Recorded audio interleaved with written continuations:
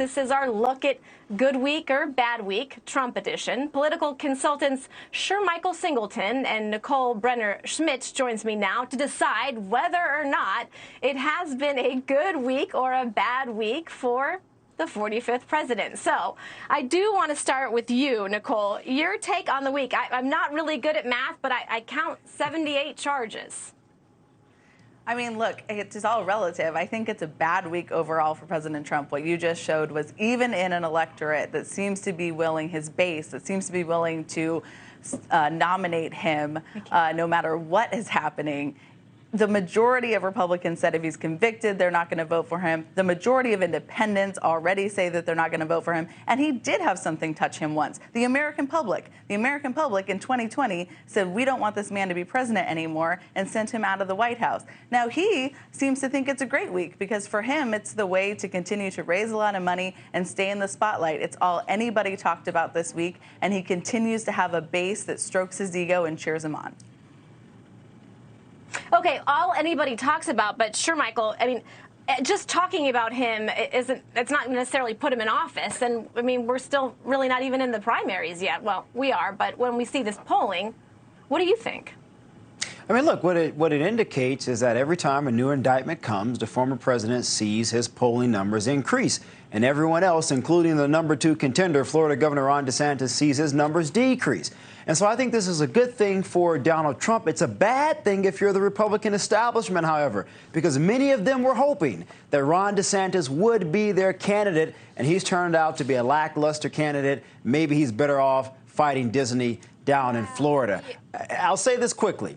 Donald Trump showcases his ability and his stability to have a strong position with the Republican voters. Okay, and I hear what you're saying about DeSantis, but we still have 18 months ago. If we had to decide the election 18 months prior to, and every other election, it would be a different turnout. I do want to ask you, Nicole, about scandal fatigue. Is it going to wear off? Are we going to see the good weeks flip maybe, and they start to become bad weeks? I mean, look, there's going to be a fatigue about all these scandals, and the Republicans are continuing to try and say, look over here and point to the Democrats, and it's a scandal off almost between these two parties. But the reality is, I think the important thing will be, does the judge allow the cameras in the courtroom? Are we going to be able to watch this trial? And are the American people going to be able to see that what Trump is saying, trying to cite that he was talking about it in First Amendment, is not applicable here? It's about the plans and what they did to try and take away the vote from the American electorate, because they are all the victims in this crime. So I think if we do see this televised, the American public is going to pay attention, and I think you're going to see even more independents start to say, this is not someone who can lead our country. Okay, Shermichael, do you agree with that? Do you think that a televised, you could say a takedown, is going to make a difference? Because if you think about it, he continues to flip the narrative. So every time he is under attack, the man is under attack, meaning you, sitting on your couch, you're under attack. And that's exactly how many Republican voters feel. First, I don't think any of the judges will allow cameras in the courtrooms, and that's a pretty normal thing for most jurists. With that said, keep in mind, 68% of the American people do not believe the country's headed in the right direction.